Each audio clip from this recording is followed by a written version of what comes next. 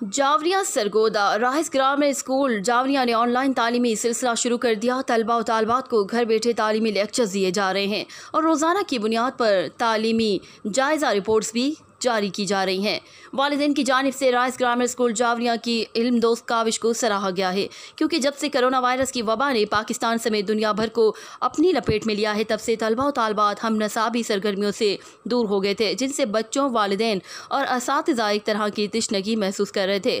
Online तालीमी सिलसिला शुरू होने से राइस ग्रामर स्कूल जावरिया के तलबा अपनी तालीमी सरगर्मियों को जारी रख सकेंगे। वालिदैन ने इस काविश पर इत्मीनान का इजहार किया है।